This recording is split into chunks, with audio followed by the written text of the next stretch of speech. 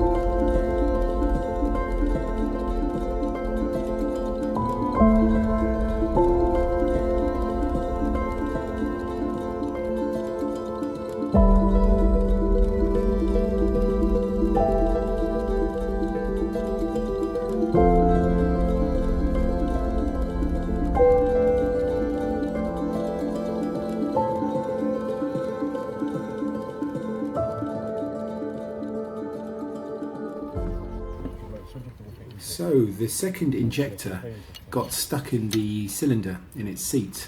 The copper washer, I presume, bent a bit more out of shape than the others. Tshepo then decided to use an innovative solution using a metal wire. We managed to yank it out. Always a solution on the road. Why is it stuck? Why is it so stuck? It's been here for years. The carbon, the carbon on it? Yeah, with carbon on it, and yeah. Because it sticks, man. It sticks. Remember, there's surprised the other ones came out so there's easy, a copper. actually. Yeah, no, remember there's a copper washer. Usually coppers, when they feel a lot of heat, they melt. They melt. They So bend. They bend and they. Yeah, So it takes the shape of the. correct. That's why we're changing it. So And usually that's what happens. That's why they're leaking and stuff. A lot of them. what about after a while, man? Washes. After a while. Why do they use copper on there then? It's a good conductor. Copper's been a good conductor for years. Copper's been a good conductor for years. You can use copper on anything. They use copper on anything. I just realised if someone watches this video and they don't know what the mechanics, it looks like you're robbing me and stripping my car. Think we're robbing you? No, I'm messing with you. All right, let's do it.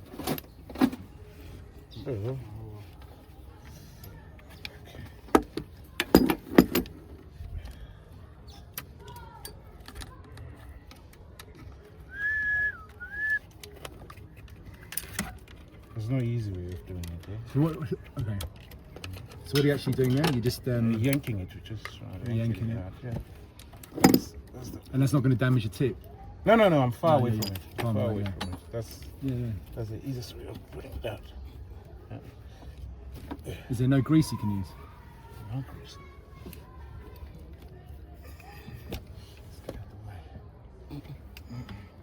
I want to yeah?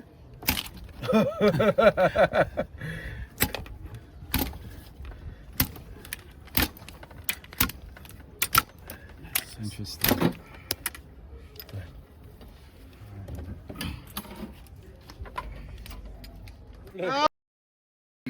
There you go, you just did it literally seconds after I switched off the video. There you go. Yeah, that's really Wow, that's it. Wow, look at that. Can I just have that? big. Yeah, that's bad. But it's not bad because remember, I think here it's a lot of oil, Yeah. but there's nothing here. It's There's no dry. well, what's interesting is it's all so it's all dry down It's there. dry there. So, But it's just just blowing. oil, It's just yeah. sorry, man, just want to show. Where is it? It's just blowing past the copper washer back onto the oil, correct? Where this is. Yeah. All right.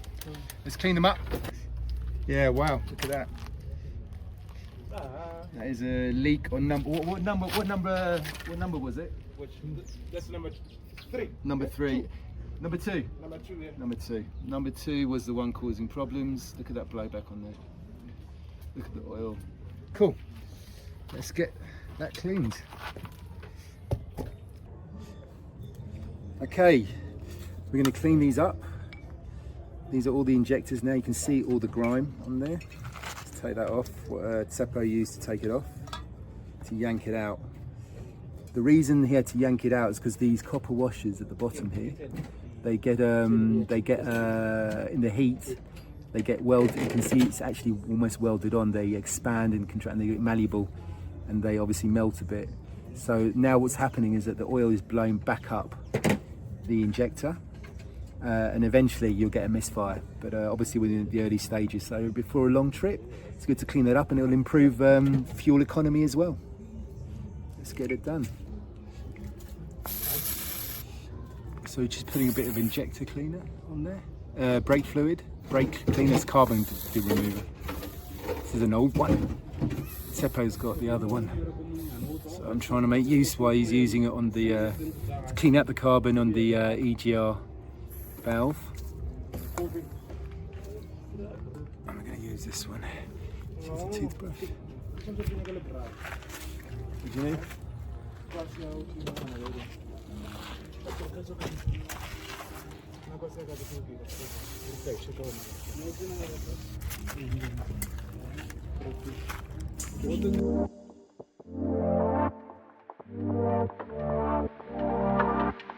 A lot of carbon on that one. This is the last one I need to do.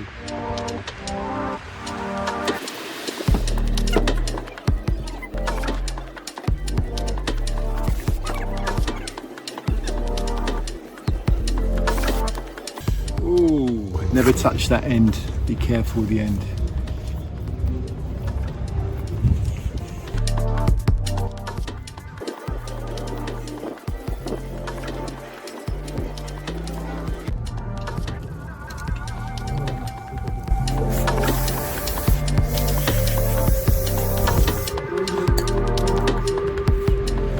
I'm using a new dry cloth, so make sure you don't get any scum off.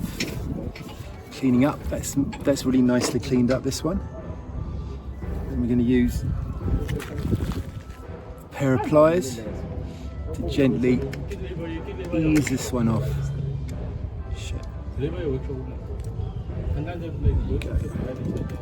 There's the old copper washer. We're going to put the new ones on.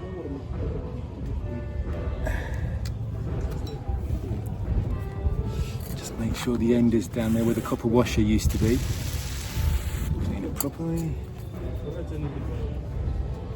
There you go. Now you're going to leave them in the sun. See down there? Just leave them in the sun to make sure all that brake cleaner evaporates. That carbon remover, all of it evaporates. There you go. These are now cleaned, ready for action. I'm going to leave them in the sun a bit just to let them dry off, or rather the carbon remover to evaporate, to vaporize. I'm going to cover the ends. These are the really sensitive bits, so just going to cover them a bit. Make sure that they don't get scratched or damaged in any way. And that's it. Here you go. There you go. Nearly ready for use. Put back in. All right. So I'm just going to put a bit of copper grease.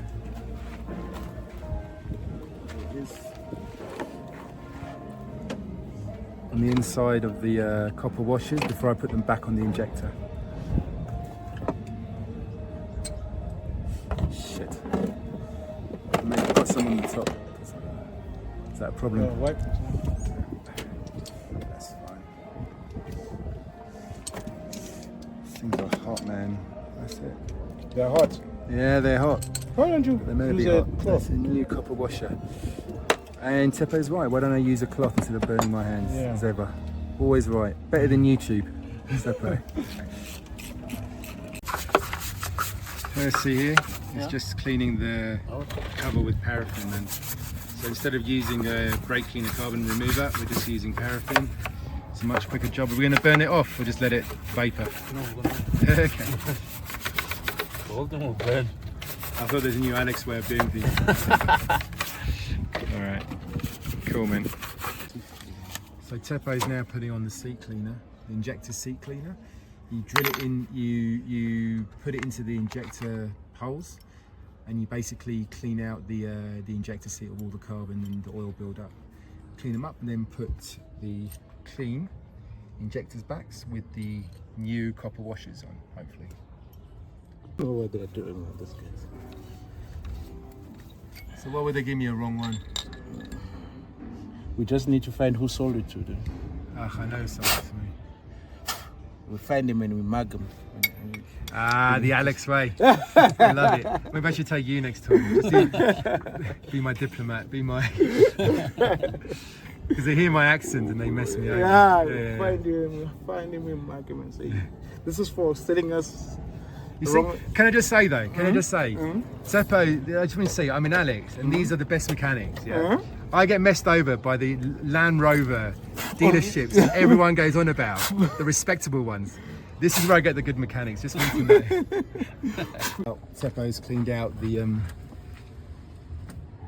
can see, if you can see down there, they should be now clean, straight down. All the carbon is removed. The oil has been removed in the seats of the injectors, and they're ready to put back in. All right, man. And do it in slow-mo. And action, take 5. Look at these guys. No, I'm joking. All right, man. No, we're just putting back the new rocker cover gasket, rubber gasket. It goes, you can see it all fits in to where the arches on the rubber gasket go, all the way down. We're going to fit that in, put that in nicely plush. Sorry, there you go. And there we go. So, just tightening on the tappet cover at the moment. Put on new seals, tappet cover seals. The rubber's on the other side, if you can see them from here. There. So now we're just tightening up the cover. And then we're going to put back the injectors. Put on the fuel lines, and should be done with the injectors. Should be done. We're seating the injectors now. Seating properly. Beautiful. Yep. Cool.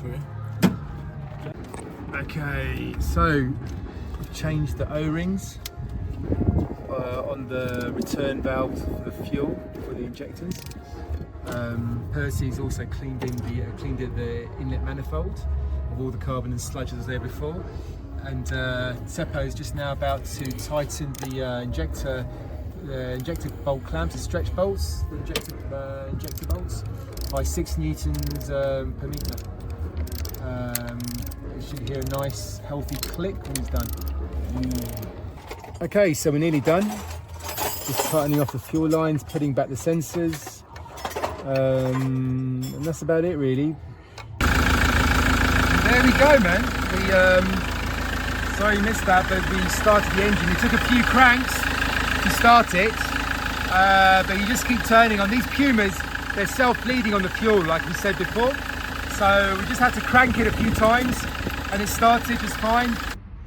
Okay, so when we took out the reseated and cleaned the injector seals, there's these rubber tappet covers just down here. There's 4 of them at each of the injector, and they look like that.